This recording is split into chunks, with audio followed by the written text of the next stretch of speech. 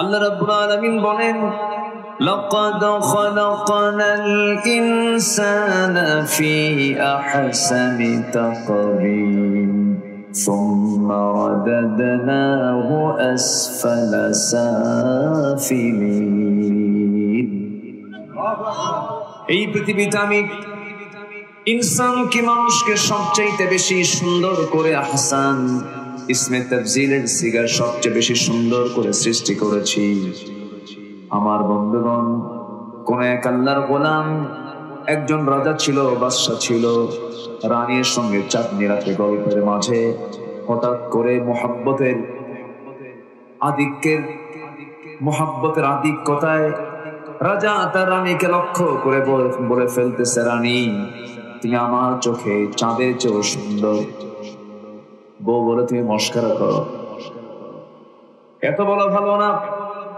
এক পর্যায়ে আবেগ আপ্লুত হয়ে সেই রাজা বলে ফেলতেছে, সত্যি তুমি আমার চোখে আকাশের চাঁদের চেয়েও সুন্দর।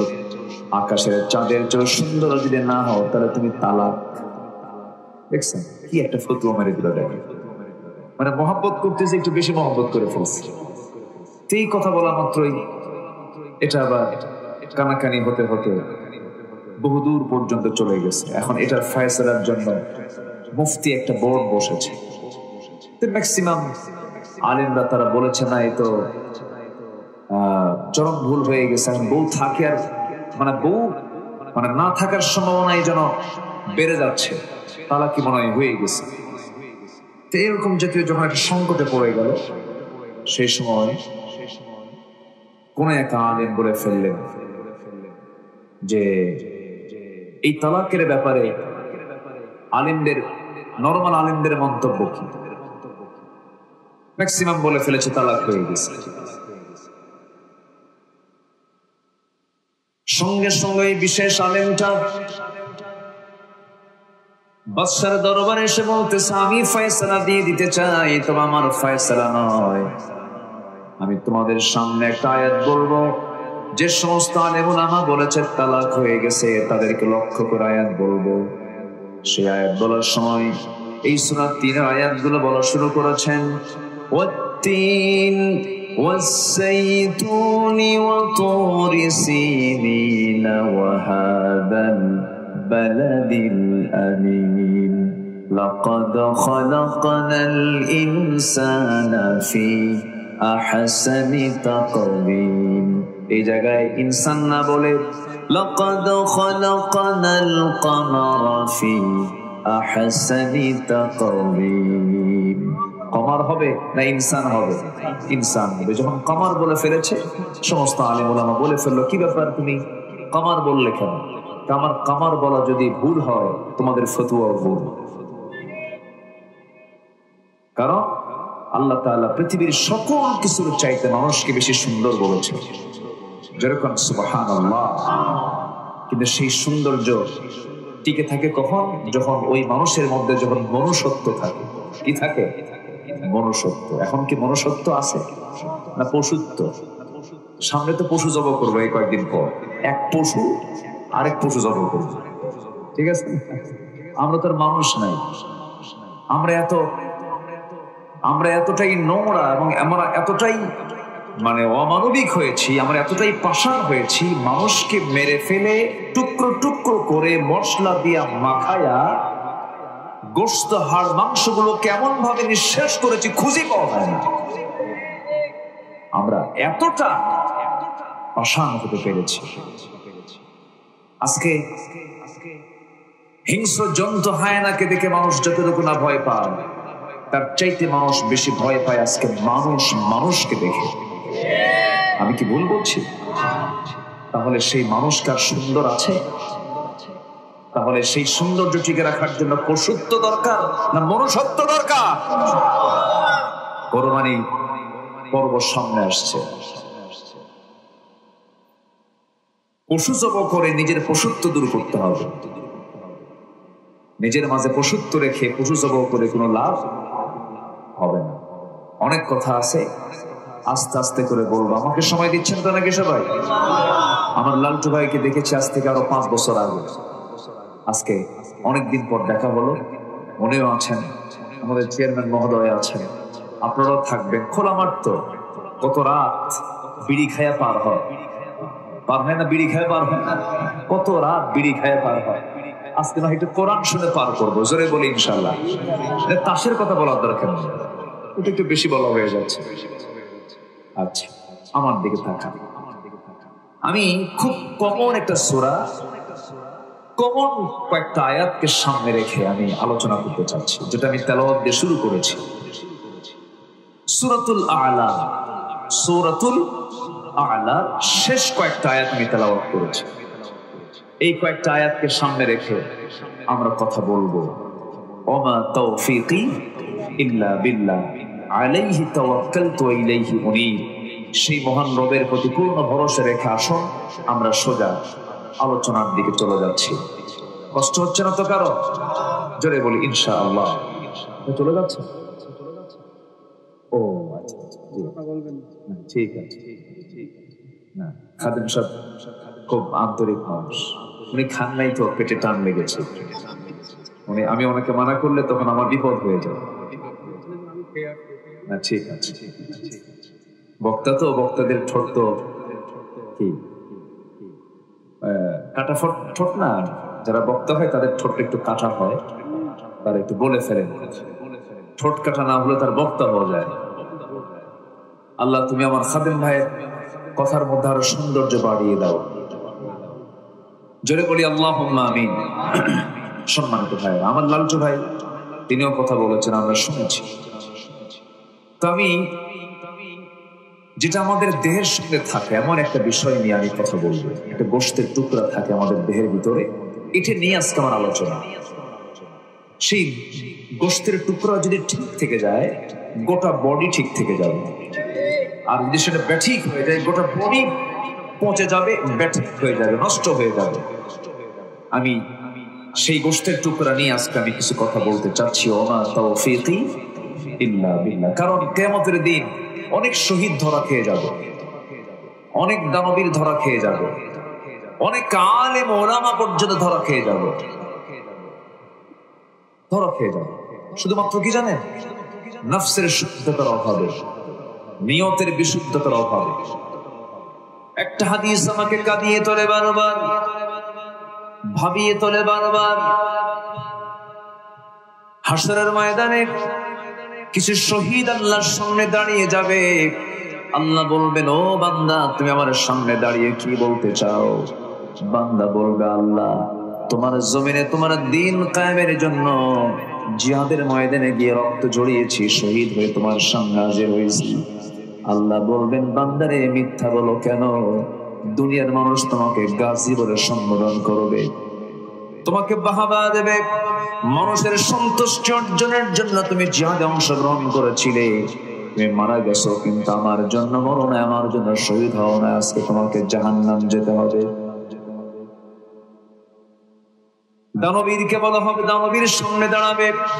আল্লাহ বলবেন, ও বান্দা কি বলতে চাও বলো। আল্লাহ তোমাকে খুশি করার জন্য অমুক মসজিদ বানায় দিয়েছি, অমুক মাদ্রাসা বানায় দিয়েছি, তোমার দ্বীনকে বিজয়ী করার জন্য অর্থ দান করেছি, টাকা পয়সা তোমার পক্ষে খরচ করেছি।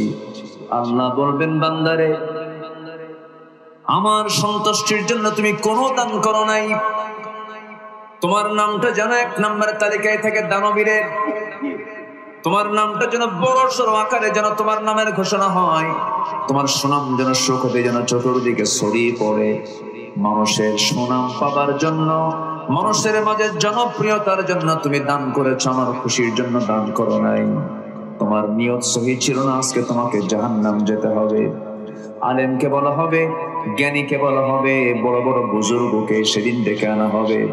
আল্লাহ বলবেন, বান্দারে কি বক্তব্য তোমার? আল্লাহ তোমাকে খুশি করার জন্য আলেম হয়েছিলাম, বুজুর্গ হয়েছিলাম, দ্বীনের জ্ঞান অর্জন করেছিলাম, হাফেজ হয়েছিলাম, কারি হয়েছিলাম। সেই দিন আল্লাহ বলবেন, বান্দা মানুষের সন্তুষ্টির জন্য তুমি জ্ঞান হাসিল করেছো, আমার সন্তুষ্টির জন্য জ্ঞান হাসিল করো নাই, জ্ঞানী হও না, আলেম হও নাই, আজকে তোমাকে জাহান্নাম যেতে হবে।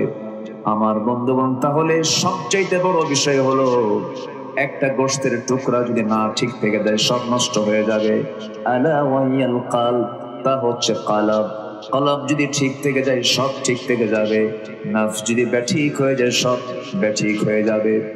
আল্লাহ রাব্বুল আলামিন সেই জন্য সূরাতুল আলা শেষ কয়েকটা আয়াতে বলছেন কোন বান্দাগুলো সফল, قد أفلح من تزكى وذكر اسم ربه فصلى بل تؤثرون الحياة الدنيا والآخرة خير وأبقى إن هذا لفي الصحف الأولى صحف إبراهيم وموسى। জোরে বলুন আল্লাহু আকবার। সূরার নামটা কি বলেন তো? সূরাতুল আ'লা। বলেন সূরাতুল, ধাক্কা মারতে হবে, আ'লা বলেন, সূরাতুল আ'লা। আলা বললে ভুল হবে, আলা মানে উপর, আ'লা হচ্ছে সবার উপর। সবার উপরে তিনি কে? আস্তে, সবার উপরে তিনি কে? আল্লাহ। তার উপর আর কেউ নাই। কত উপর, কত উপর, কল্পনাই করা যাবে না। একটা পরিসংখ্যান শুধু 1 মিনিটে বলে শেষ করি। আ'লা, সূরার নাম আ'লা কেন দেখেন? সবার উপরে তিনি। আমরা যেখানে বসে আছি, আমি আর লালটু ভাই, পাশে চেয়ারম্যান সাহেব, আরো যে আমরা বসে আছি, আপনাদের সহ বসে আছি। আমরা বসে আছি দমদম বাজারে। কোথায়? বাংলাদেশের না কলকাতা? বাংলাদেশের দমদম। আমি প্রথমেই যখন শুনলাম যে দমদম, দমদম এয়ারপোর্ট তো অনেক দূর, তো পরে শুনলাম এসে যে এখানকার নামের নামকরণ কেন হলো। আমি কাকে যেন প্রশ্ন করলাম, আপনাকে মনে প্রশ্ন করেছি, তো ওনার কাছ থেকে তাফসীর পাওয়া, এখন সঠিক ভুল আল্লাহই জানে। তিনি বলেন, হুজুর এখানে হেলিকপ্টার চলতো।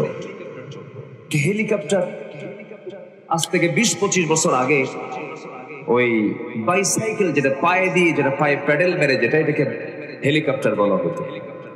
তো হেলিকপ্টার তো এয়ারপোর্ট লাগিয়ে তো কোথায় যাবে? হেলিকপ্টারকে দমদমে যাবে। তো ওই দমদম থেকে এই দমদমের এই হেলিকপ্টারের জন্য এই নামকরণ হয়েছে দমদম। খুব ভালো, সমস্যা নাই। তো যাই হোক, কথায় তো কথা চলে আসে। আমরা এখানে দমদম বাজারে বসে আছি। আমরা কত ছোট দেখেন, আমরা আল্লাহর কত ক্ষুদ্র সৃষ্টি এই মহাশূন্যের মাঝে। আমরা কত ক্ষুদ্র থেকে ক্ষুদ্র। শুধু আমরা মাথার উপরে যদি তাকাই, দিনের বেলা সূর্য দেখি, রাতের বেলা কি দেখি? চাঁদ দেখি। চাঁদ বড় না তারকা বড়? দেখতে কোনটা? দেখতে চাঁদ, কিন্তু আকারে তারা। তারা কি একটা দুইটা না অসংখ্য? গোটা পৃথিবীর 800 কোটি মানুষ যদি তারা গোনা শুরু করে, তারা গোনা শেষ হবে না। 800 কোটি মানুষ যদি তারা গোনা শুরু করে, তারা গোনা শেষ হবে না। এত তারা আকাশে। এক একটা তারকা পৃথিবীর চাইতে 13 লক্ষ গুণ বড়। সূর্যের চাইতে এক একটা তারকা, বেটেল জুইস তারকা আছে যে তারকা সূর্যের চাইতে 33 কোটি গুণ বড়। মানুষ চাঁদে গেছে, এই ক্যামেরাম্যান এত নড়াচড়া করলে হবে না, কাজ করি সরে যাবেন। তাছাড়া তো শ্রোতা একটু ডিস্টার্ব, একটু বিব্রত বোধ হয়। আবার ক্যামেরার দরকারও আছে না নাই বলেন তো? আপনি শুনছেন হাজার হাজার, আর ক্যামেরা পৌঁছায় দেবে কোটি কোটি মানুষের মাঝে। তা সবই তো ঠিক, আবার বিরক্ত হন কেন? না, বিরক্ত হওয়া যাবে না। তো এই চাঁদের মানুষ গেছে, নীল আর্মস্ট্রংরা চাঁদ সফর করে এসেছে। মঙ্গল গ্রহে জায়গাও কেনা শুরু হয়েছে, দুনিয়ার ভাল লাগে না। মঙ্গল গ্রহে জায়গাটাকে কিনছে ওখানে ফ্ল্যাট করার জন্য। এখন মানুষ চাঁদ দেখলো, মঙ্গল গ্রহ দেখলো, সূর্যের কাছে তো আর যাওয়া সম্ভব না, কারণ সূর্যের কাছে গেলে ও কি আসবে? আর ওর কি যাওয়া সম্ভব? এই যে লোহা দেখতে পাচ্ছেন না, এই লোহাটা আসছে হলো, বিজ্ঞান বলছে সূর্যালোক থেকে। সূর্যালোক থেকে এই লোহাটা, ওয়ানজালনাল হাদিদ ফীহি বা'সুন শাদীদ ওয়া মানাফিউ লিন-নাস। আল্লাহু আকবার। লোহা নামে একটা সূরা আছে। লোহা নামে কি সূরা আছে? একটা সূরাই আছে। তো এই লোহাটা যদি কোনো মানুষ বানাতে চায়, তাহলে লোহা বানানোর জন্য শর্ত হলো ৪৫ লক্ষ ডিগ্রি সেলসিয়াস তাপমাত্রা ছাড়া লোহা বানানো সম্ভব না। ৪৫ লক্ষ ডিগ্রি সেলসিয়াস। মানুষ থাকবে মানুষ? তাহলে মানুষকে লোহা বানায় না আল্লাহ দিছে? বলেন একটা সুইয়ের যে লোহা, একটা সুই বানাতে যে লোহা, এটাও তো বান্দা বানানোর ক্ষমতা নয়। সকল ক্ষমতা কার? সকল অবদান কার? টিবল চাপি পানি কি আমার? পানি কার? ১ ফোঁটা পানি কেউ বানাতে পারে? ১ ফোঁটা পানি, চুল পরিমাণ ১ গ্রাম লোহা কেউ বানাতে পারে না। তাহলে লোহা কার? পানি কার? পৃথিবীর কোন মানুষকে একটা চাউল বানাতে পারবে? একটা চাল, একটা ধান বানাতে পারবে? কার অবদান? তো সূর্যের কাছে তো যাওয়া সম্ভব না। মানুষ চিন্তা করলো চাঁদ দেখলাম, তারকা দেখলাম, একটু তারার দিকে যাব, তারা দেখব। এই তারকা পৃথিবী থেকে এত দূরে, কিছু কিছু তারকার আলো জমিনে আসে নাই। পৃথিবীর সবচেয়ে নিকটবর্তী একটা তারকা আছে, তার নাম হলো প্রক্সিমা সেন্ট্রাই। প্রক্সিমা সেন্ট্রাই নামক তারকার দেশে যদি কোনো বান্দা যেতে চায়, জাগতিক জীবনের কোন হেলিকপ্টার দিয়া, বিমান দিয়া সম্ভব হবে না। হয়তো চেষ্টা করতে পারে নভোযান দিয়ে। অ্যাপোলো 11 নামক লেটেস্ট একটা নভোযান আছে, যার ঘন্টার গতি হলো ৩৯,০০০ কিলোমিটার। ৩৯,০০০ কিলোমিটার গতিবেগে যদি রওনা দিয়া ওই তারকার দেশে যদি রওনা দিয়ে দেয়, যেতে সময় লেগে যাবে তার ১,১৫,০০০ বছর মাত্র। যাবেন কারা কারা? হাত তুলেন দেখি। চাচা একজন হাত তুলছে, কিন্তু যাবেন কেমনে? লাঠি দিয়া তো কাম হবে না। কেমনে যাবেন আপনি? বাঁচবেন ৬০, ৭০, ৮০ বছর। ঘন্টার গতি হলো ৩৯,০০০ কিলোমিটার। যাবেন কোন দিন? আপনি বাঁচবেন কয়দিন? সম্ভব না। আল্লাহ কত দূর দেখেন। এই তো গেল শুধুমাত্র তারকার দেশ। আকাশ তো পাই নাই। এরকম একটা আকাশ নয়, ২টা আকাশ নয়, ৩টা আকাশ নয়, ৭ আকাশের মালিক তিনি আমার কে? এই আকাশের চাইতে ওই আকাশ আরো বড়, ওই আকাশের চাইতে ওই আকাশ আরো বড়। ৭টা আকাশ, ৭টা আসমান পেরিয়ে আমার আল্লাহ তাআলা আরশ আজিম। তাহলে সবার উপরে তিনি আমার কে? সাব্বিহিসমা রাব্বিকাল আ'লা।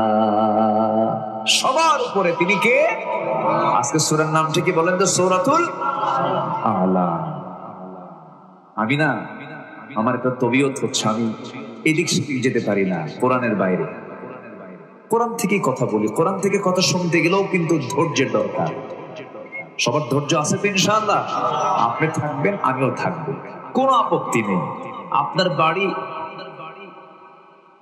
বসেন, আপনার বাড়ি হয়তো ১৫ কিলোমিটার, ২০ কিলোমিটার দূর, এরকম হতে পারে সর্বোচ্চ, হয়তো পাশাপাশি জেলাও হতে পারে। কিন্তু আমার বাড়ি কিন্তু বহু দূর, আমি যাবো, ঢাকায় যাবো। অতএব আমারও পেরেশানি আছে, আপনিও যাবেন, আমিও যাব। আমার একসঙ্গে আজকে এখান থেকে বিদায় নেব, দোয়া একসাথে করবো না? ওই যে ফিলিস্তিন গুলো কাঁপতেছে, ফিলিস্তিন কাঁপতেছে না? অন্তত দোয়াটা কি করার দরকার আছে না? আছে না? নাই? যিনি চলে যাবেন আমি ভাববো তার ফিলিস্তিনের জন্য কোনো মায়া নাই। আমরা দোয়া করবো একসাথে, জোরে বলি ইনশাআল্লাহ। ওই ফিলিস্তিনকে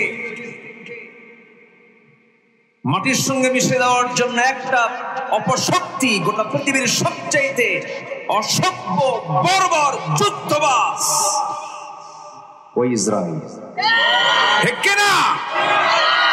মাত্র ১ কোটি ইহুদি গোটা পৃথিবীর মানবতাকে তারা ধ্বংস করছে। আজকে তাদেরই পণ্য মুসলমান খায়। ওই পণ্যের যে বেনিফিট, সেই টাকাটা দিয়ে ফিলিস্তিনে বম্বিং করে মুসলমানদেরকে উড়ায় দিচ্ছে। অতএব আমাদের কিছু কিছু আন্দোলন আমাদের করা উচিত, কিছু কিছু বয়কট আমাদের করা উচিত, সিদ্ধান্ত নেওয়া উচিত। ওই সমস্ত আমাদের শত্রুদের কোন পণ্য আমরা ব্যবহার করব না, কোকা কোলা না, এটা ধোকা কলা। কি কলা? ধোকা কলা। পেপসি, কোকা কোলা, কিটক্যাট, তারপরে লিভার ব্রাদার্স, এগুলো সব তাদের, ইউনিলিভার্স তাদের পণ্য। আমরা এগুলোকে বাদ দিয়ে আমরা দেশীয় পণ্য আমরা ব্যবহার করব। জোরে বলি ইনশাআল্লাহ। দেশের প্রতি মহাব্বতের, দেশের প্রতি টানের এটা একটা অন্যতম মাধ্যম। আমার দেশের পণ্য যদি একটু দুর্বল হয়, আমার দেশের পণ্যকে আমরা প্রমোট করব, ঠিক কিনা? এটাও একটা আন্দোলন, এটাও কি একটা কি আন্দোলন। আর্থিক ভাবে যদি কাউকে যদি বসিয়ে দেওয়া যায়, এটাও একটা বড় আন্দোলন। সম্মানিত ভাইয়েরা, কষ্ট পাচ্ছেন নাকি আপনারা? অনেক কথা, এক রাত তো কিছু কিছু থেকে সব জায়গা থেকে কিছু কিছু কথা বলতে হয়। সম্মানিত ভাইয়েরা, আমরা নিয়তের বিশুদ্ধতা নিয়ে হালকা কিছু কথা শুনেছি, আমাদের শ্রেষ্ঠত্ব নিয়ে আমরা কিছু কথা শুনেছি, আমাদের মান কত, মর্যাদা কত, এটা নিয়ে কিছু শুনেছি। এখন আসেন, আমাদের দেহের মধ্যে যে গোশতের টুকরাটা আছে, এটার সমস্যা কি? সমস্যা আছে? আজ থেকে সমস্যা আছে? ওই আইল কি ঠেলতে মন চায়? আইল ঠেলতে মন চায়? আচ্ছা, ওজনও কি কম দিতে মন চায়? পরনারীর দিকে কিছু তাকাতে ইচ্ছা করে? অনেক কিছু করে আছে, মনে আমরা সব ফেরেশতা হয়ে বসে আছি। হ্যাঁ, মন চায়। তাহলে এই যে সমস্যাগুলো, এগুলো কিসের সমস্যা বলেন তো? নফসের সমস্যা। নফস, কলব, রূহ। আমরা কিন্তু এই তিনটে শব্দ আমরা শুনি, নফস, কলব, রূহ। কিন্তু আসলে কি তিনটাকে এক না? যদিও নফস, কলব, রূহ আমরা তিনটা পরিভাষা জানি, কিন্তু এটাকে একটু বুঝতে গেলে একটু সময় লাগবে। 1 মিনিট আমি এটার জবাব দিয়ে দিচ্ছি। ব্যাখ্যামূলক বললে এটা নিয়েই 2 ঘন্টা পার হবে। এক কথাই বলি, নফস হচ্ছে হলো লেজিসলেটিভ, আইন প্রণয়ন বিভাগ, আর রূহটা হচ্ছে অ্যাডমিনিস্ট্রেটিভ, প্রশাসন বিভাগ, আর কলবটা হচ্ছে ফেডারেটিভ, বাস্তবায়ন বিভাগ। তো আইন প্রণয়ন হচ্ছে নফস, গাড়ি চাই, বাড়ি চাই, তারপরে টাকা চাই, পয়সা চাই, নারী চাই, ওরে মারতে চাই, ওরে ধরতে চাই, এটা যে নফসের কাজ। আর প্রশাসন, রুহের কাজ হচ্ছে না, এটা করা যাবে না, এটাকে বাদ দেওয়া দরকার। এই যে রুহটা তাকে ধাক্কা মারতেছে। আর কলবটা হচ্ছে বাস্তবায়ন বিভাগ, রুহ বলে দিল, আর এটা বাস্তবায়ন করলো হচ্ছে কলব। যে কলবটা পরিচালনা করেন কে? আসতে বলবেন না কে? আল্লাহ তাআলা। আমার বন্ধুগণ, আমরা একটা সূরা পড়ি, সবাই পড়ি, সবার মুখস্থ আছে, সবাই বলেন কুল আউযু বিরাব্বিন নাস মালিকিন নাস ইলাহিন নাস মিন শাররিল ওয়াসওয়াসিল খান্নাস আল্লাযী ইউওয়াসওয়িসু ফি কুলুবিন নাস। ঠিক আছে? ভুল কইছি? ভুল বলছি তো? তাহলে কোথায় কি বলছি আমি? কি হবে? আল্লাযী ইউওয়াসওয়িসু ফি সুদুরিন নাসি মিনাল জিন্নাতি ওয়ান নাস। শয়তান কলবের দরজায় এসে ধাক্কা মারে। কলবটা হচ্ছে এই জায়গায়, তাকওয়া হা হুনা, তাকওয়া হা হুনা। তাকওয়াটা কিন্তু এই জায়গায়। এই গোশতের টুকরা যদি ঠিক থেকে যায়, ইদা সালুহা সালুহাল জাসাদু কুল্লুহু ওয়া ইদা ফাসাদাত ফাসাদাল জাসাদু কুল্লুহু আলা ওয়াহিয়াল কলব। এটা যদি ঠিক থেকে যায়, সব ঠিক থেকে যায়। এটা যদি ব্যাঠিক হয়ে যায়, সব ব্যাঠিক হয়ে যায়। এই জন্য আমাকে আপনাকে সবার আগে ট্রিটমেন্ট করতে হবে, কলবের ট্রিটমেন্টটা করতে হবে। আল্লাহ নিজে বলছেন ক্বাদ আফলাহা মান তাযাক্কা ওয়া যাকারা ইসমা রাব্বিহি ফাসাল্লা। ওই সমস্ত বান্দাগুলো সফল যারা নফসের ট্রিটমেন্ট করতে পেরেছে, কলবের ট্রিটমেন্ট যারা করতে পেরেছে, তারাই হচ্ছে বড় সফল। নফসের কিছু রোগ আছে, নফসের মোটামুটি 14টা রোগ আছে, আত্মার কিছু ব্যাধি আছে, তার উপসর্গ আছে, 14টা রোগ আছে। একটা একটা করে বলবো, জোরে বলি ইনশাআল্লাহ, আরো জোরে বলি ইনশাআল্লাহ। এক নাম্বার রোগ, নফসের রোগ হলো, এক নাম্বার রোগ হলো অবৈধ লোভ। অবৈধ লোভ। এই ছেলে, ওঠো কেন? বসো,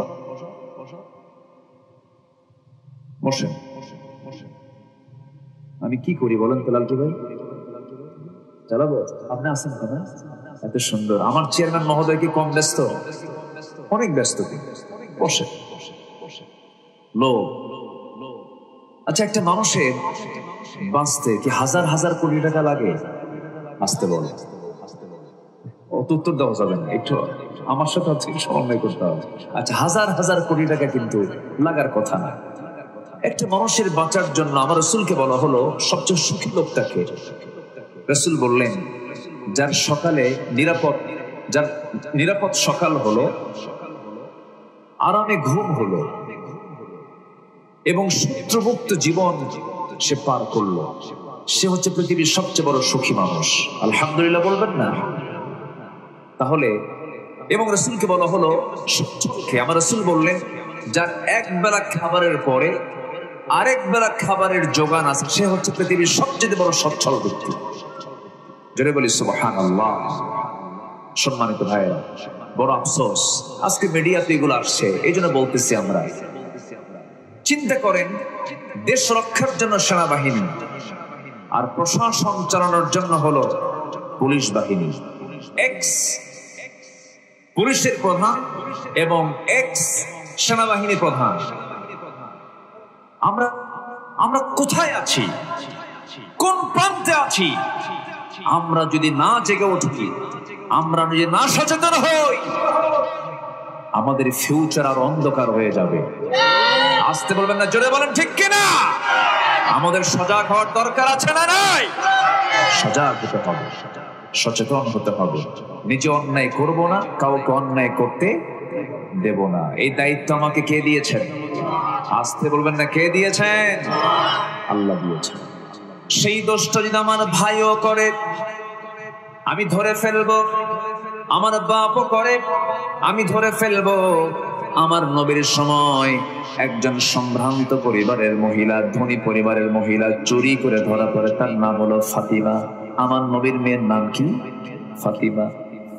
চুরি করে যখন ধরা পড়ে গেল, সম্ভ্রান্ত পরিবারের ওই চুন্নি মহিলার পক্ষ থেকে তার ভাই ব্রাদাররা সব ওমরে ফারুকের কাছে এসে বলছে, ভাই ওমর, তোমার কথা আমাদের রাসূল শুনবেন। আমরা সম্ভ্রান্ত পরিবারের মানুষ, আমাদের পরিবারের এই মেয়েটা হঠাৎ করে চুরি করে ফেলেছে, রাসূল যেন ক্ষমা করে দেয়। সাইয়েদনা ওমর ফারুকের দিলটা নরম হয়ে গেছে। এসে নবীর কাছে দাঁড়িয়ে বলছেন, ইয়া রাসূলুল্লাহ, দেখুন তো সম্ভ্রান্ত পরিবারের দিকে একটু মায়ার দিকে তাকানো যায় নাকি? আমার নবীজির চক্ষু লাল হয়ে গেল, খেপে গেলেন, রেগে গেলেন। রেগে গিয়ে বলছেন, ওমর, তোমার সেই দারাজ কণ্ঠ কোথায় গেল? দৃঢ়চেতা ভাবটা কোথায় গেল? ওরে ওমর, আজকে তুমি যদি আমার সামনে ওই সম্ভ্রান্ত পরিবারের ফাতিমার কথা না বলে যদি তুমি আমার কাছে এমন সংবাদ এনে দিতা, মুহাম্মদের কলিজার টুকরা মেয়ে ফাতিমা চুরি করে ধরা পড়েছে, আমি সবার সামনে আমার মেয়ে ফাতিমাকে ধরে এনে নিজ হাতে তার বাম হাত কেটে নিতাম। আল্লাহু আকবার বলেন। আইন সবার জন্য কি হওয়া দরকার? আসতে বলে, কি হওয়া দরকার বলেন? সমান হওয়া দরকার। ওমর ফারুকের নামটা যখন চলে এলো, আরেকটা কথা বলে ফেলি, একটু শুনেন, কান লাগান, কানটা সজাগ রাখেন, কানটা খাড়া করে রাখেন। সাইয়েদনা ওমর ফারুক রাদিয়াল্লাহু তাআলা আনহু ঘোড়া কিনেছেন, ঘোড়া কিনতে গেছেন বাজারে, টাকা দিয়েছেন, ঘোড়াওয়ালার কাছ থেকে ঘোড়া কিনে নিয়েছেন। এখন যেমন হোন্ডা কিনতে যায়, গাড়ি কিনতে যায়, তখন কি চলতে সমাজে? ঘোড়া চলতে, ঘোড়া কিনতে গেছেন, ঘোড়া কিনে ফেলেছেন, টাকার লেনদেন সম্পূর্ণ হয়ে গেছে, দেখা দেখি হয়ে গেছে, কেনা বেচা শেষ, চুক্তি শেষ। ঘোড়ার পিঠে অর্ধ দুনিয়ার শাসন করত ওমর, ঘোড়ার পিঠে চড়ে ঘোড়াটা একটু চালান শুরু করলেন, চেক করতেছেন। কয়েক মাইল যেতে না যেতেই ঘোড়ার চারটা পা অকেজো হয়ে বসে গেছে, আর উঠতে পারে না। ওমরে ফারুক রাদিয়াল্লাহু তাআলা আনহু ঘোড়াওয়ালার কাছে এসে বলছে, ঘোড়া বিক্রেতার কাছে এসে বলছে, ও ঘোড়া বিক্রেতা, আমারে ঠকাইলা কেন? 4 পাই তো অকেজ, এমন অসুস্থ ঘোড়া তুমি আমাকে দিয়েছো, ঘোড়া আমি নেব না, টাকা ফেরত দাও। ঘোড়া বিক্রেতা বলছে, আমিরুল মুমিনিন আল্লাহর কসম করে বলি, আমি আপনাকে অচল ঘোড়া দেই নাই। আপনার কাছে যাওয়ার পরে ঘোড়াটা অচল হয়ে পড়েছে, অসুস্থ হয়ে পড়েছে, না আমি এই ঘোড়া নেব না, আমার টাকা ফেরত দাও। কেন আমি দেব না? তাহলে কি করা যায়, চলেন আমরা আদালতে যাই। বিচার ব্যবস্থা পরাধীন না স্বাধীন? স্বাধীন। বিচার ব্যবস্থা কি স্বাধীন ছিল? দেখেন, অর্ধ দুনিয়ার শাসন করতে পারে ফারুক সামান্য এক ঘোড়া বিক্রেতা, সামান্য এক ঘোড়া বিক্রেতার বাদী আসামি ওমরে ফারুক আসামি বানায়া মামলা দিয়েছে আদালতে। দুজন চলে গেছেন আদালত চত্বরে। বিচারপতির সামনে গিয়ে যখন দাঁড়িয়ে পড়েছেন, দাঁড়িয়ে আছেন ওমরে ফারুক রাদিয়াল্লাহু তাআলা আনহু, বিচারপতি লক্ষ্য করে নাই। হঠাৎ করে চেয়ারে বসে থেকে লক্ষ্য করে দেখে অর্ধ দুনিয়ার শাসন করতে ওমরে ফারুক বিচার প্রার্থী হয়ে আদালতে হাজির হয়ে গেছে। বিচার প্রার্থী কাজী সুরাই ইবনুল হারিস আল কিন্দি রাহমাতুল্লাহ আলাইহি, সঙ্গে সঙ্গে তিনি দাঁড়িয়ে গিয়ে বলছেন, আমিরুল মুমিনিন, এত বড় মহান ব্যক্তি আমার আদালতে কেন আপনি আসছেন, কি হয়েছে আপনার? ওমরে ফারুক বলছেন, কাজী সুরাই, তোমার চেয়ারে তুমি বসো, আইন সবার জন্য সমান, আদালতে এসেছি প্রার্থী হয়ে, বিচারটা সঠিকভাবে করো। সাইয়েদনা ওমরে ফারুক বললেন, ঠিক আছে, তোমার বিচার তুমি চালিয়ে যাও, বাদী তুমি কি বলবা বলো। ঘোড়া বিক্রেতা বলতেছে, ঘোড়া বিক্রি করেছি, লেনদেন হয়ে গেছে, ঘোড়া অচল হয়ে গেছে, আমাকে ঘোড়া ফেরত দিতে চাই, আমি ঘোড়া ফেরত নেব না। কাজী সুরাই ইবনুল হারিস বলছেন, আপনার কি বক্তব্য? আমি ঘোড়ার টাকাটা আমি ফেরত নেব, ঘোড়াটা ওরা আমি ফেরত দেব। কাজী সুরাই ইবনুল হারিস আল কিন্দি রাহমাতুল্লাহ আলাইহি এত বড় একজন বিচারপতি ছিলেন, এত বড় একজন ব্যক্তির বিরুদ্ধে তিনি দাঁড়িয়ে গেলেন। তিনি বলছেন, আমিরুল মুমিনিন, এত বড় শাসন কার্যের আপনি হলেন চিফ, আপনি হলেন প্রধান খলিফাতুল মুসলিমিন, আপনার অধীনে আমরা চাকরি করি, আপনার অধীনে আমরা বিচারপতির দায়িত্ব পালন করি। আপনি আজকে প্রার্থী হয়ে আমার আদালতে এসেছেন বিচার চাওয়ার জন্য, কিন্তু আমি তো বিচার করব ওমরকে দেখে নয়, আইনকে দেখে বিচার করব। সে আইনকে দেখে বিচার করতে গেলে ওমরে ফারুককে লক্ষ্য করে বলছেন, আমিরুল মুমিনিন, মনক্ষুণ্ণ হওয়া যাবে না, আজকের রায়টা সম্পূর্ণ আপনার বিরুদ্ধে যাবে।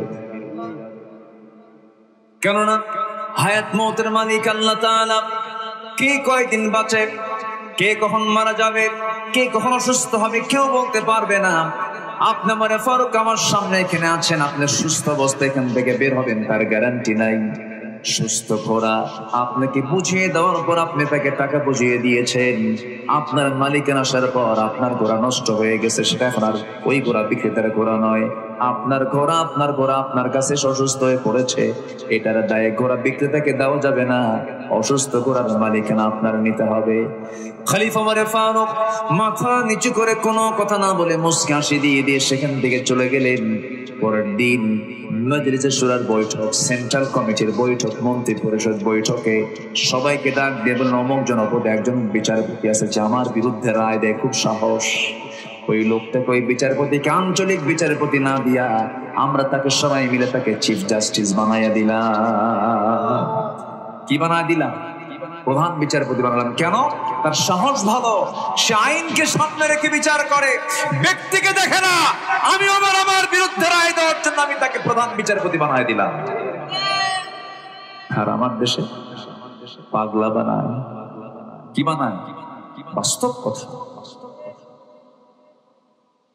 যত কিছুই বলেন, গর্ত খনন যদি আমি করি, গর্তের সেই খনন করা গর্তে আমাকে একদিন পড়তে হবে, এটাই ইতিহাস, এটাই বাস্তবতা। আসুন না আমরা সততাকে গুরুত্ব দেই, আমরা স্বচ্ছতাকে গুরুত্ব দেই, ভালোকে ভালো বলি, মন্দকে মন্দ বলি, হককে হক বলি, মিথ্যাকে মিথ্যা বলি। বিজয় নিশ্চিত মুসলমানদের। আজকে আমরা সততাকে বলে গেলাম, আমরা তেল মারি, সব ভালো কথা বলি না, খালি তেল মারে। রাসূল বলেছেন, যে লোক তোর সামনে তেল মারবে ওর মুখে মাটি মার। তেল মারা লোক এখন কম না বেশি? আজ থেকে কম বেশি বলেন, খালি তেল মারে। তেল তো মারবে, সরিষার তেল জামার দেশি হয়, আপেল নাই তো, আপেল গাছ আছে? আপেল গাছ হলে দুই একটা নিউটন তৈরি হতে, আপেল কেন নিচে পড়লো না? নিচে পড়লো উপরে কেন উঠলো না? খালি তেল মারে কেন? তেল যে উৎপন্ন হয় আমার দেশে। রাগ করতেছেন নাকি আপনারা? সাইয়্যিদনা ওমর ফারুক রাদিয়াল্লাহু তাআলা আনহু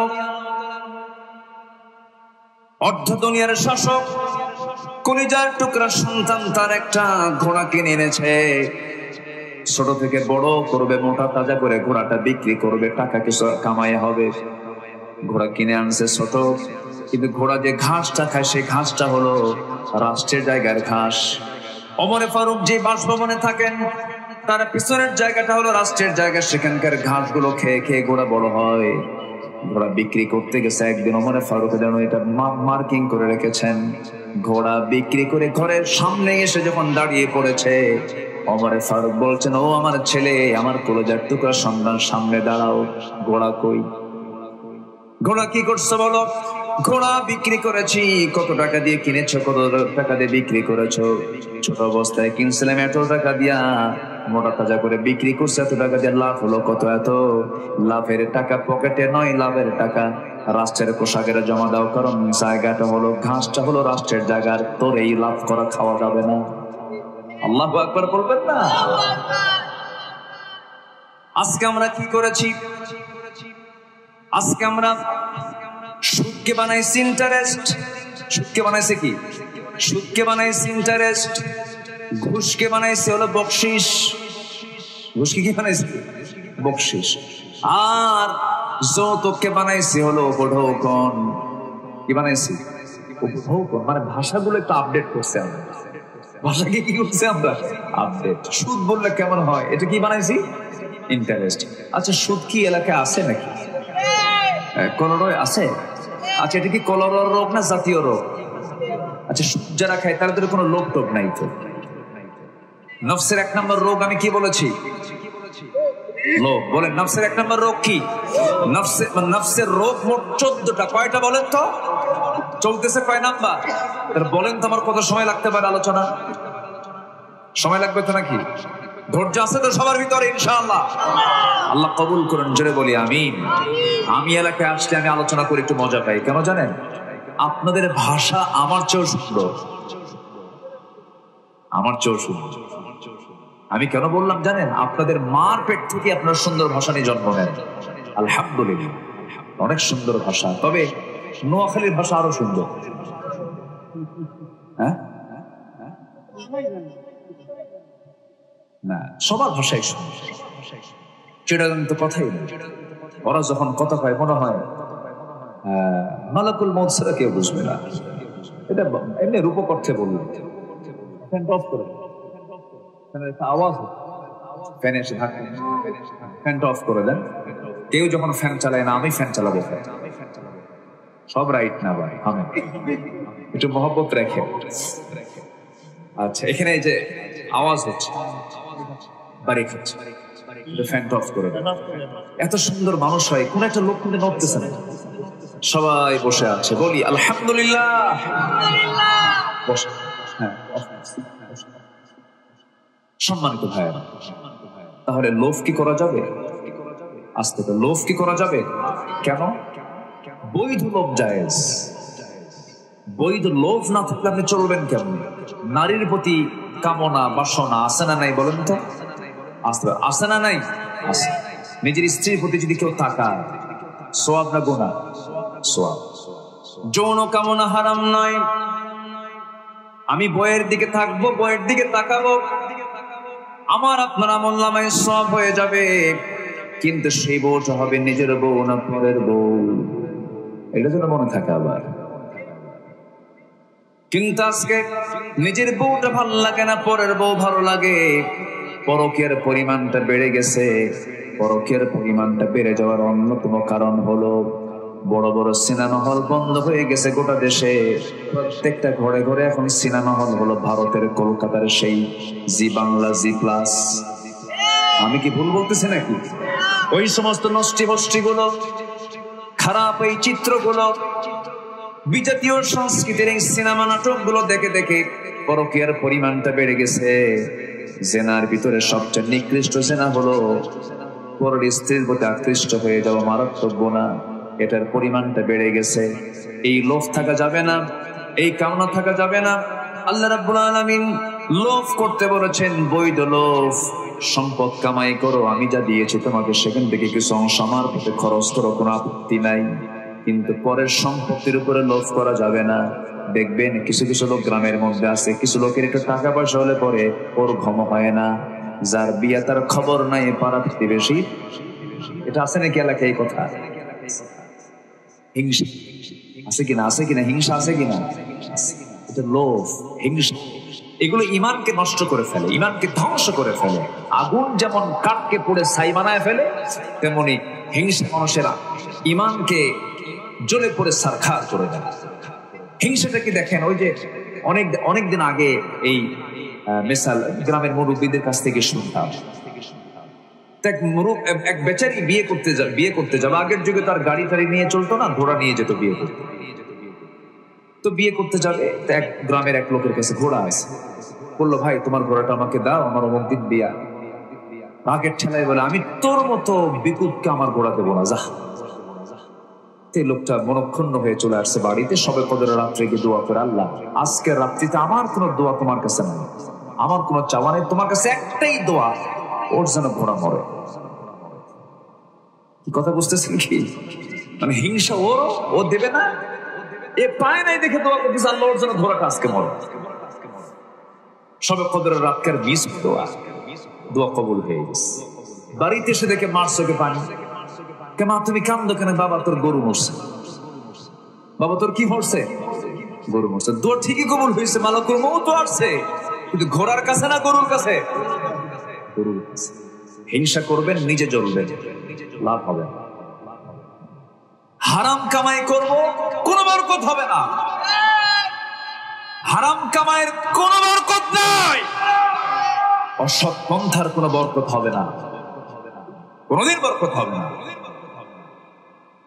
এক বেচারি চোর, সারা রাত কষ্ট কইরা, চোরের কষ্ট কিন্তু কম না, টেনশন বেশি। টেনশন কম না বেশি বলেন তো? ও আল্লাহর নাম নাই, কম না বেশি? বেশি না। ও আল্লাহ, আমি তার ধরা না করি। সারা রাত কষ্ট কইরা সবার চক্ষু আড়াল করে একটা ঘোড়া চুরি করে আনছে বাড়িতে। সকালবেলা ছেলেকে ডাক দিয়ে বলে, বাজান ঘোড়াটা নিয়ে যা বাজারে বিক্রি কর, আমি একটু ঘুমালাম। বিক্রি করতে গেছে, ঘোড়া ক্রেতা এসে বলতেছে, ভাই ঘোড়ার দাম কত? এত। ঠিক আছে, কোনো সমস্যা নেই, আমি ঘোড়াটা একটু দেখি, চেক করি, দেখি লাগামটা দাও। ঘোড়ায় চড়ছে আর ফেরত আসে, যে চলে গেছে আর ফেরত আসে। সন্ধ্যা পার হয়ে গেছে, সে ব্যর্থতা নিয়ে চলে গেছে বাড়িতে। এখন বাপ সারাদিন বিশ্রাম নিচ্ছে, সারা রাত তো তাহাজ্জুদ পড়ছে। তো এখন বলতেছে, বাবাজান কি হলো, ঘোড়া টোড়া কি বিক্রি করতে পারছো? দাম কেমন পাইছো? কাব্বা, যে দামে কেনা ওই দামই বেচা, যে দামে কেনা ওই দামই বেচা। আকাম কুকাম করে ওই সম্পদের কোনো বরকত হবে না, হবে না, হবে না, ঠিক কিনা? বান্দার হক নষ্ট করা যাবে না। কষ্ট পাচ্ছেন নাকি? তাহলে অবৈধ লোভ, এটা কিসের লোভ বলেন তো? নফসের লোভ। অতি লোভ করা যাবে না। নাম্বার 2, রাগ করা যাবে না। রেগে যাবেন তো হেরে যাবেন। নেতা হওয়ার জন্য সবচেয়ে বড় গুণ হলো ধৈর্যশীল হওয়া। নেতাদের চামড়া আমরা শুনে থাকি, নেতা যারা ডাক্তার, যারা সমাজের যারা দায়িত্বশীল, তাদের চামড়া নাকি গন্ডারের চামড়া হওয়া লাগে, থাপ্পড় মারলেও টের পাওয়া যাবে না। ঠিক আছে, এরকম না? অনেক কথা শুনতে হয়। আমি তো কথা বলি, ডাক্তার, চেয়ারম্যান, এক চেয়ারম্যানকে বললাম, ইউনিয়ন পরিষদের চেয়ারম্যান, বললাম ভাই কেমন করে চেয়ারম্যানগিরি করতেছেন হুজুর? রাত 3টার দিকে ফোন দিয়ে বলে, চেয়ারম্যান সাহেব কি করেন? রাত 3টার দিকে ফোন দেখো, চেয়ারম্যান সাহেব কি করেন? ওই সময় 3টার দিকে কি করে?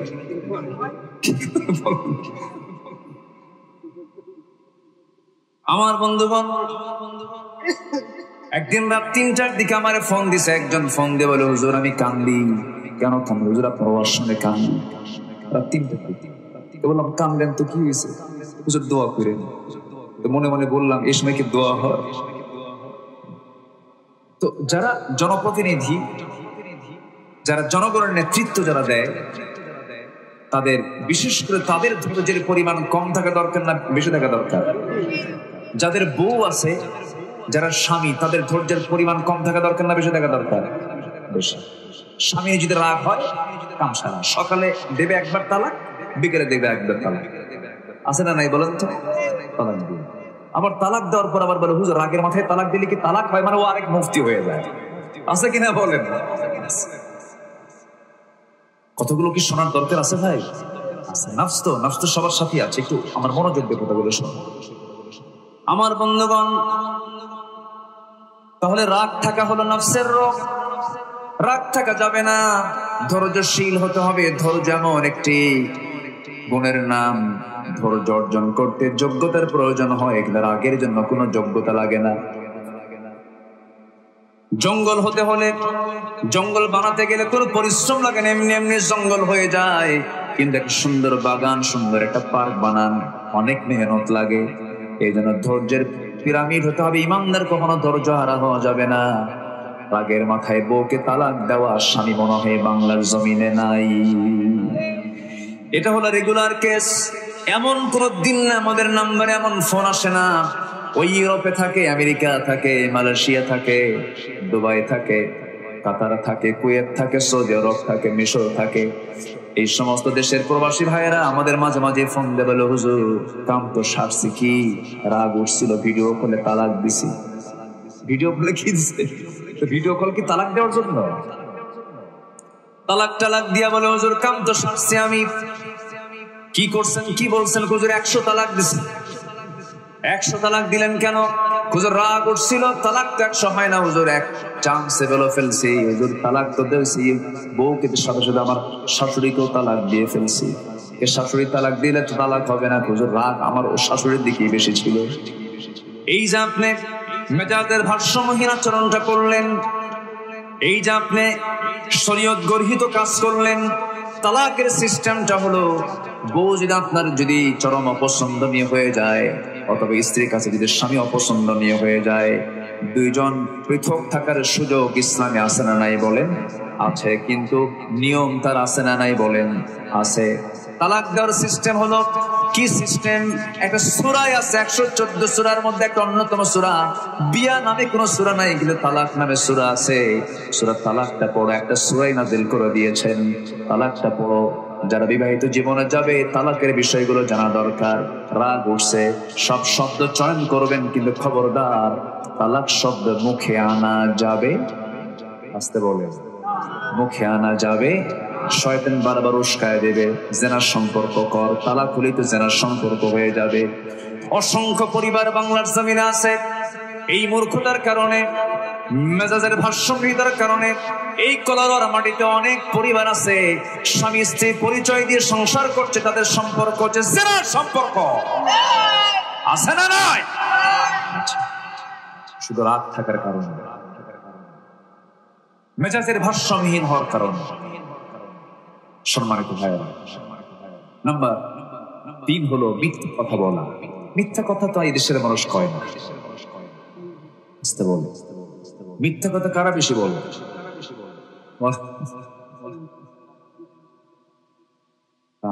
এই লোকের তো মুখ তো একদম মানে ঠোঁট কাটা লোক দেখতেছি, সবই বলে ফেলে।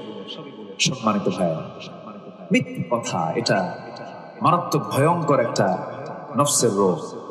যদি কোনো বান্দা তার জীবনে একটা আমল করে, মিথ্যা ছেড়ে দিলাম, আল্লাহর কসম ওর ঈমান থাকলে সে জান্নাত পেয়ে যাবে। যেরকম সুবহানাল্লাহ। মিথ্যা সমস্ত পাপের মা বলেছেন মুহাম্মদ সাল্লাল্লাহু আলাইহি ওয়াসাল্লাম। একজন মানুষের জীবনে একটা মিথ্যা কথা মুখ থেকে কখনো বের হয়নি, তিনি কি বলেন তো? মুহাম্মদুর রাসূলুল্লাহ।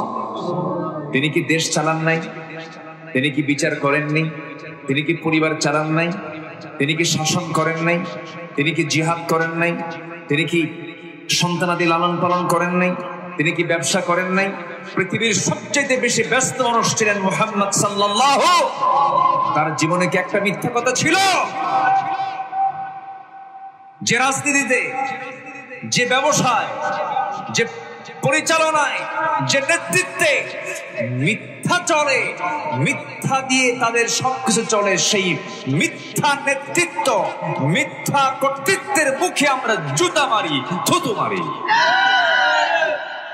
আল্লাহ কবুল করুন। জোরে বলি আমিন। মিথ্যা বলবো না, এই জিহ্বা যদি আমি ঠিক রাখি, আল্লাহ তাআলা রাসূল বলছেন আমি তার জন্য বেহেশতের জামিন হয়ে যাব। জোরে বলি সুবহানাল্লাহ। আর একটু কথা, আর কয়েকটা পয়েন্ট আছে আমি বলি, কোন আপত্তি নেই তো? দু একজন করে কিন্তু উঠতেছে, আমি দেখতে চাই। ছেলে বসো,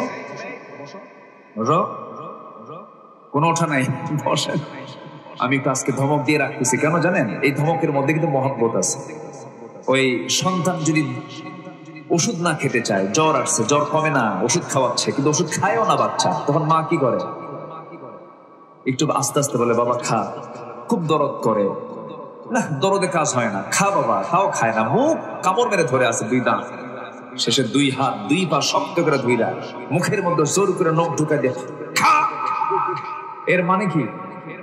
মহব্বত কমে গেছে না মহব্বত বেশি আছে? তো আমি যে ধমকটা দিচ্ছি, এই ধমকের মধ্যে মহব্বত কি? আপনি কি এটাকে রাগ মনে করতেছেন, মহব্বত মনে করতেছেন? একটু বসে। আল্লাহ তাআলা আমাদেরকে আমল করার তৌফিক দান করুন। জোরে বলি আমিন। যদি আমরা নফসটাকে ঠিক রাখি, সব ঠিক হয়ে যাবে। আল্লাহ কবুল করুন। জোরে বলি আল্লাহুম্মা আমিন।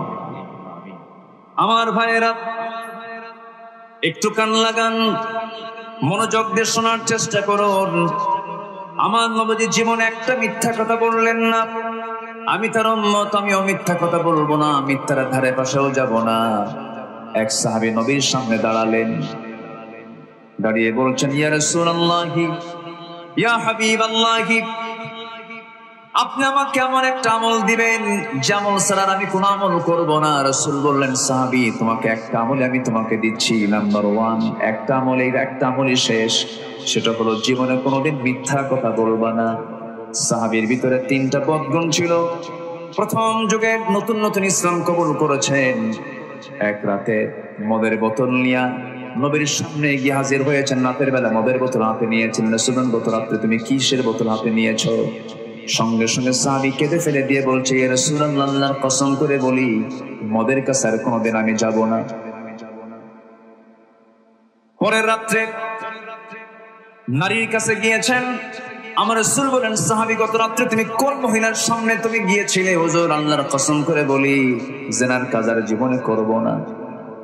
গত রাত্রে তুমি কোথায় গিয়েছিলে?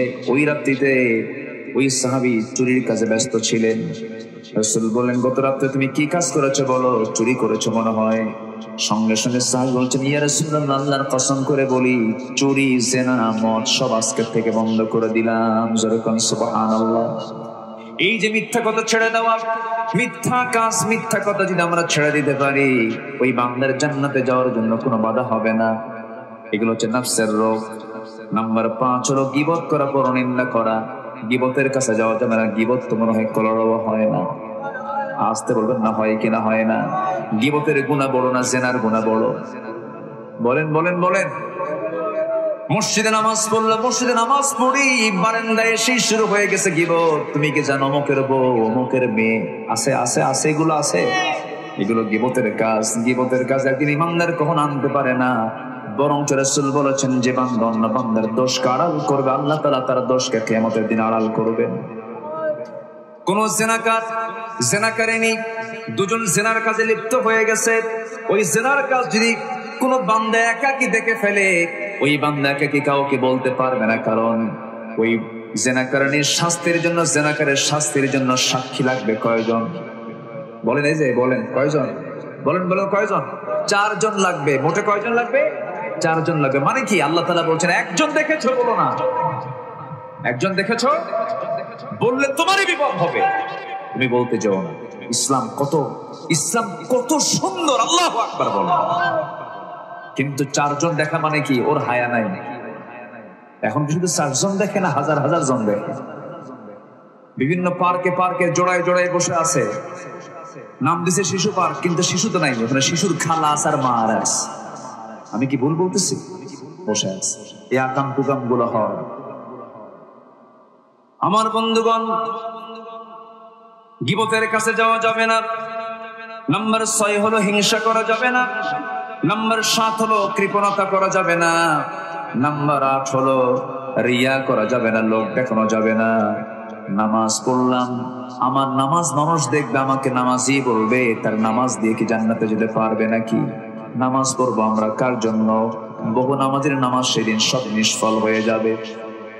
আমার বন্ধুগণ, নাম্বার 9 হলো নিজের যেটা পছন্দ সেটি উত্তম মনে করা, অন্যের পছন্দকে উত্তম না মনে করা। এটাও এক প্রকার নাফসের একটা রোগ। নাম্বার 10 হলো অহংকার করা। অহংকার কোনো বান্দা করতে পারে না। অহংকার করবে একমাত্র কে? আকাশটা কার? অহংকার মানায় একমাত্র কার? আল্লাহ তো অহংকার দেখাতে পারেন, বান্দার কোনো অহংকার থাকতে পারে না। চেহারার অহংকার আছে না নাই? টাকার অহংকার আছে না নাই? ক্ষমতার অহংকার আসতে বলে আছে না নাই? ক্ষমতা, পাওয়ার। টাকার অহংকার, আমার টাকা আছে। চেহারার অহংকার, যখন রাস্তায় হাঁটে হাব ভাব দেখে মনে হয় আমি একখান মাল, আর কে আছে না। এগুলো সব নফসের রোগ। আল্লাহ তাআলা এগুলো থেকে আমাদেরকে বাঁচান। জোরে বলি আল্লাহুম্মা আমিন। আসেন দোয়া করে দিই। ওই যে এই যে মুরব্বী, বসেন একটু, বসেন। অবশ্যই, ইনশাআল্লাহ। এরপর নাম্বার 11 হলো পরশ্রী কাতরতা। অন্যের ভালো দেখলে নিজের আর ঘুম হয় না। এরকম লোক আছে না নাই বলেন তো? এগুলো নফসের রোগ। সম্পদের প্রতি ভালোবাসা, এরপর সম্মানের লোভ পাওয়া। একটা পদ নেওয়ার জন্য কোটি কোটি টাকা খরচ করে এমন লোক আছে না নাই বলেন তো? সম্মানের লোভ। এগুলো হচ্ছে নফসের রোগ। দুনিয়ার প্রতি অতি আসক্তি, এগুলো হচ্ছে আমাদের নফসের বড় বড় রোগ। আল্লাহ তাআলা এই রোগগুলো থেকে আমাদেরকে বাঁচান। জোরে বলি আল্লাহুম্মা আমিন। সম্মানিত ভাইয়েরা, আমি লক্ষ্য করছি অনেকের ভিতরে একটু নড়াচড়া হচ্ছে। অনেক কথা আছে আমার এখনো পড়েছিল। আল্লাহ তাআলা বলছেন ওই বান্দা সফল যে বান্দা নফসের শুদ্ধতা আনতে পেরেছে, আরো 3টা কাজ করতে পেরেছে। 3টা কাজ আমরা আস্তে আস্তে শুনবো। তো মাহফিল কমিটি আমাকে আগেই বলেছিলেন যে একটু যদি হুজুর আপনি বলতেন চাদরটা দেওয়ার জন্য, একটু ব্যাগ দিলে আমাদের কিছু উপকার হতো, আল্লাহর ঘরের জন্য কিছু উপকার হতো। যদি আমি 3 মিনিট সময়, আমি তো চা খাই, একটু চাদরটা যদি দেওয়া হয়, কেউ কি আমাকে রেখে চলে যাবেন? আমরা কি মুসলমানদের জন্য একটু দোয়া করবো না ভাই? ফিলিস্তিনের জন্য দোয়া করবো না? একটু বসেন, জিকির করি সুবহানাল্লাহ আলহামদুলিল্লাহ লা ইলাহা ইল্লাল্লাহ সুবহানাল্লাহ। আমার মা বোন যারা আসছেন, আমার মা বোনদের ভিতর থেকে যে যা পারি আমরা সবাই দেওয়ার চেষ্টা করবো। জোরে বলি ইনশাআল্লাহ। জিকির করে সুবহানাল্লাহ আলহামদুলিল্লাহ। জি মিন্টু ভাই, ফজর পড়বেন কারা কারা একটু হাত তুলে দেখান তো দেখি। জোরে বলি ইয়া আল্লাহ, আরো জোরে ইয়া আল্লাহ। আমাদেরকে ফজর, জোহর, আসর, মাগরিব, ইশা 5 ওয়াক্ত সালাত আদায় করা তৌফিক তুমি আল্লাহ দিয়া দাও। জোরে বলি আমিন, আরো জোরে আমিন, আরো জোরে আমিন। হাত নামান। কষ্ট পেলেন? নামাজ মাহফিল শুনে নামাজ পড়লাম না, সেই মাহফিল শোনার কোন সফলতা আল্লাহর কাছে নেই। আমাদের মূল কাজে আমরা থাকবো। আল্লাহ তাআলা সেই তৌফিক সবাইকে দান করুন। অনেক রাত হয়েছে, 12:30 ক্রস হয়ে যাচ্ছে। আমরা অনেক দূর থেকে এসেছি।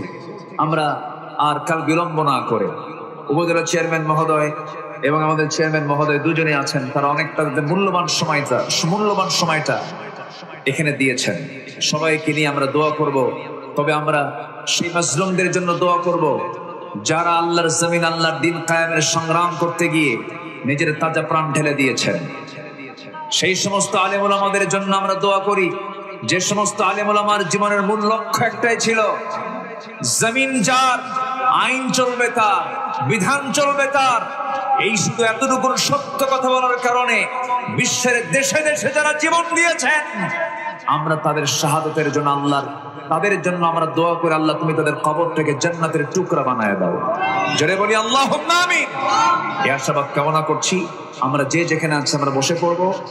আমরা নামাজের মতো করে আমরা একটু বসি, আমরা আল্লাহর কাছে যাবো। সবাই বলে সুবহানাকাল্লাহুম্মা ওয়া বিহামদিকা আশহাদু আল্লা ইলাহা ইল্লা আনতা আস্তাগফিরুকা ওয়া আতুবু ইলাইকা।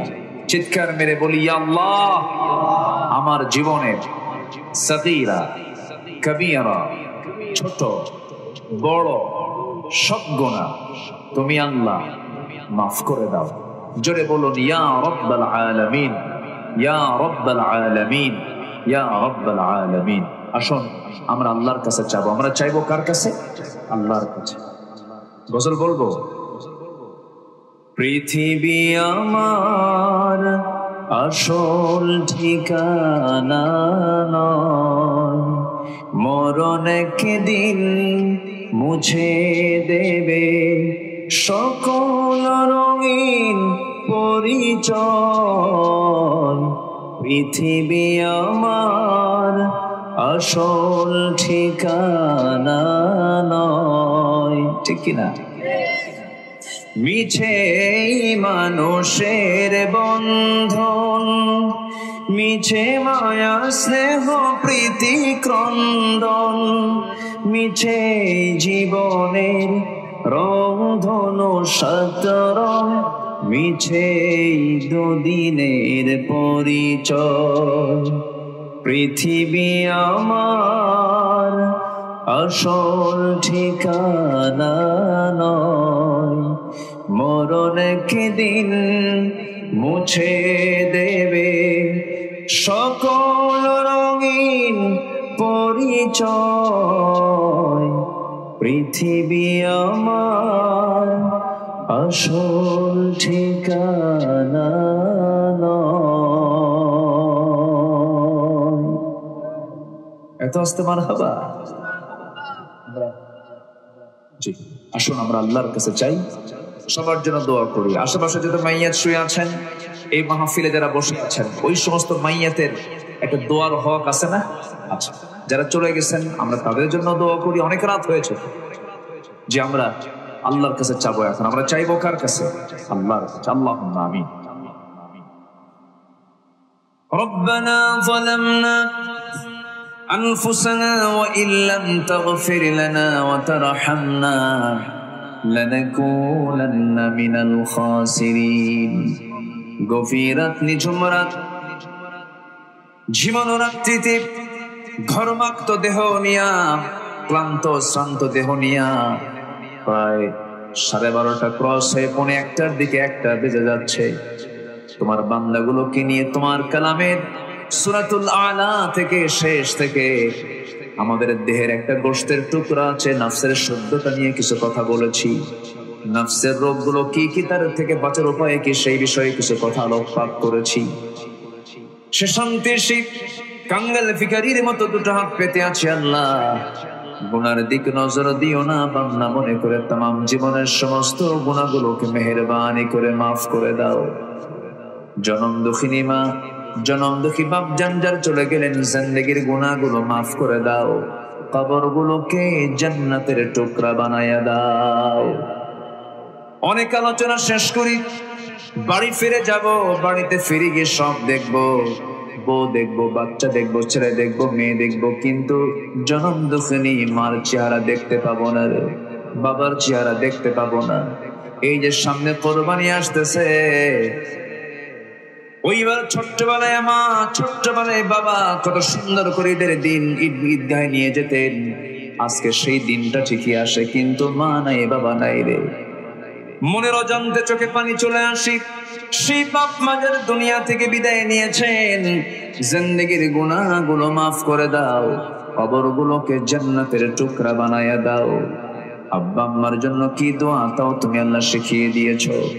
চক্ষু বন্ধ করুন, হাত একটু উঁচু করে আল্লাহ শেখানো দোয়া পড়ে দিল থেকে আওয়াজ দিয়ে দিয়ে সবাই বলুন, রব্বিরহামহুমা কামা রব্বায়ানি সগীরা, রব্বিরহামহুমা কামা রব্বায়ানি সগীরা, রব্বিরহামহুমা কামা রব্বায়ানি সগীরা।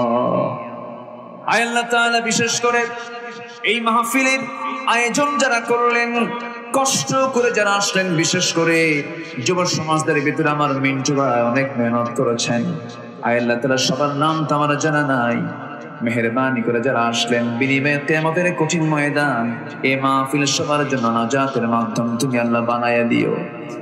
আয় আল্লাহ তাআলা আশপাশে যত মাইয়াত শুয়ে আছেন ইমানি হালাত নিজেরা দুনিয়া থেকে বিদায় নিয়েছেন, কবরগুলোকে জান্নাতের টুকরা বানায়া দাও।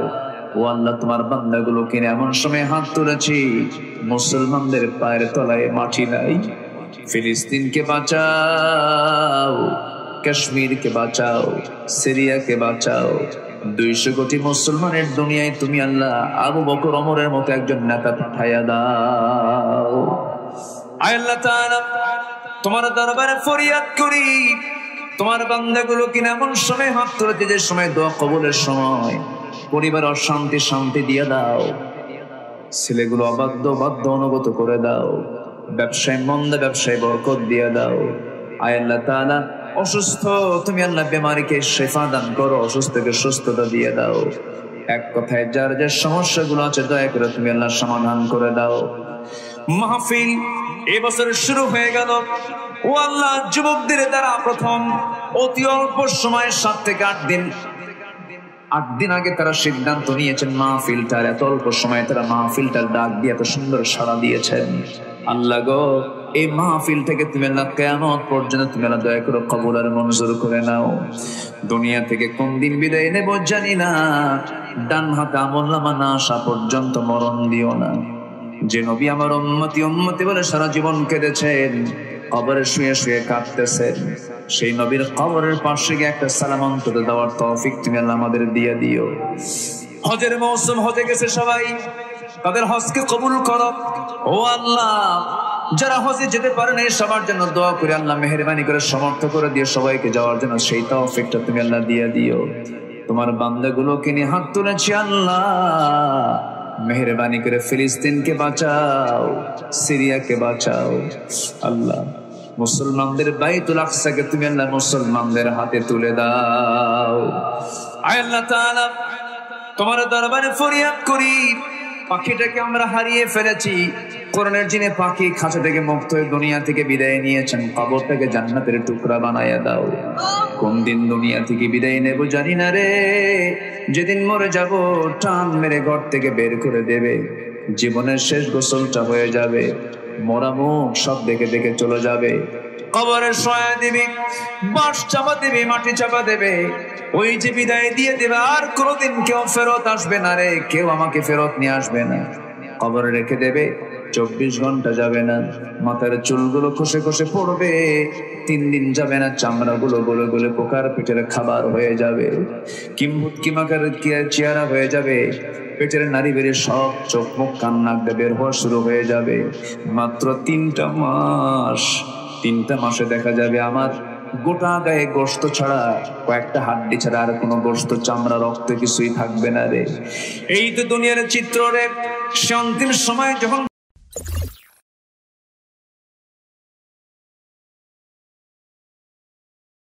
মুহাম্মাদুর রাসূলুল্লাহ